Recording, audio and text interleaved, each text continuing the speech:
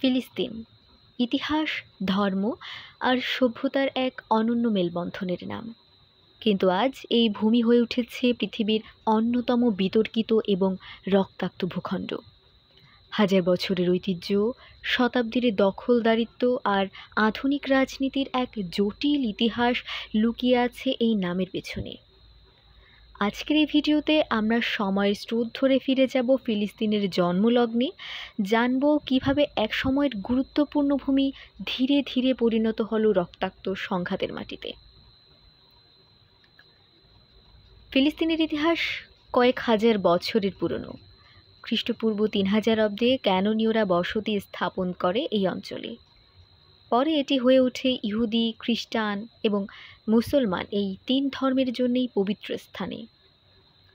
এখানে রয়েছে আল আকসা মসজিদ, ইসলামে যা কিনা তৃতীয় পবিত্রতম স্থান। এখানেই নবী দাউদ আলাইহিওয়াসাল্লাম এবং সুলাইমান আলাইহিওয়াসাল্লাম এর শাসনকাল অতিক্রান্ত হয়। খ্রিস্ট ধর্মে যীশু খ্রিস্টের জীবন এবং ক্রুশবিদ্ধ হওয়ার অনেক ঘটনাই ঘটেছে এই জেরুজালেমে। এই ভূমি ছিল একাধিক সভ্যতার সংস্পর্শস্থল, যেখানে শতাব্দীর পর শতাব্দী বিভিন্ন ধর্ম এবং জাতিগোষ্ঠী একসাথে বসবাস করেছে। ষোড়শ শতাব্দীর শুরুতে ফিলিস্তিন চলে আসে ওসমানীয় সাম্রাজ্যের অধীনে। প্রায় 400 বছর ধরে এই অঞ্চল ওসমানীয়দের শান্তিপূর্ণ শাসনের অধীনে ছিল। মুসলিম, খ্রিস্টান, ইহুদি সবাই তুলনামূলকভাবে শান্তিতে সহাবস্থান করত।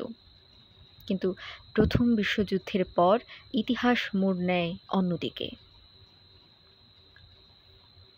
প্রথম বিশ্বযুদ্ধে ওসমানীয় সাম্রাজ্যের পতনের পর 1917 সালে ফিলিস্তিন দখল করে নেয় ব্রিটিশরা। সেই একই বছরে ব্রিটিশ সরকার প্রকাশ করে বেলফোর ঘোষণা, যেখানে ফিলিস্তিনে একটি ইহুদি জাতীয় ভূখণ্ড গঠনের সমর্থন জানানো হয়।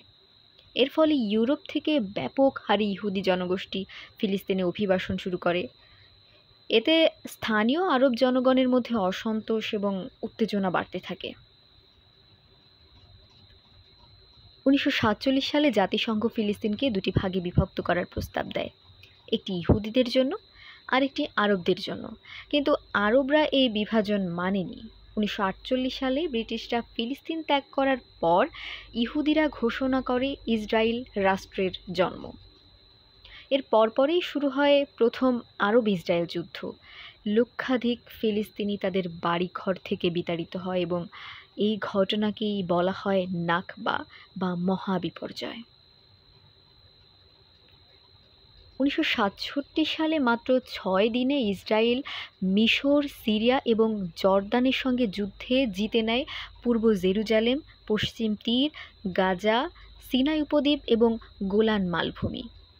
এই যুদ্ধের পর ফিলিস্তিনের প্রায় সমস্ত ভূখণ্ডই ইসরায়েলি দখলে চলে যায় এবং এই দখলই পরবর্তীতে ফিলিস্তিনিদের দীর্ঘ স্বাধীনতা সংগ্রামের জন্ম দেয়।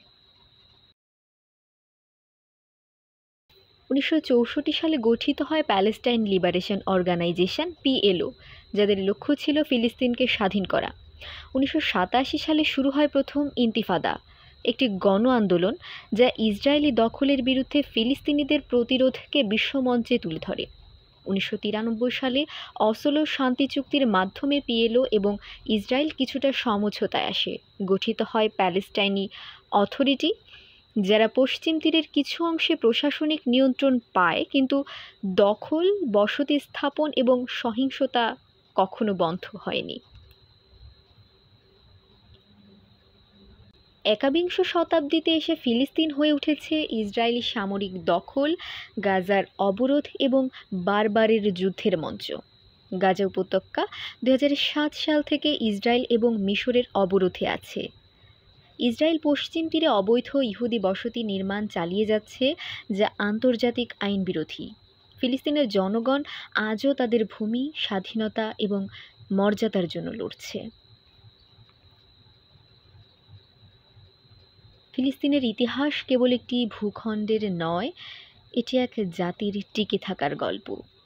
প্রতিরোধের ইতিহাস, শত বছরের দখলদারিত্বের মধ্যেও তারা হার মানেনি। ইতিহাস বলছে সময়ের চাকা ঘুরে যায়, সাম্রাজ্য ওঠে পড়ে যায়, কিন্তু একদিন হয়তো এই ভূমিও আবার ফিরে পাবে তার ন্যায্য অধিকার। এই ছিল ফিলিস্তিনের জন্মলগ্ন থেকে আজ পর্যন্ত এক সংক্ষিপ্ত ইতিহাস। যদি ভিডিওটিকে তথ্যবহুল মনে হয় তবে লাইক, কমেন্ট এবং শেয়ার করতে ভুলবেন না। ইতিহাস জানতে হলে আমাদের সাথেই থাকুন।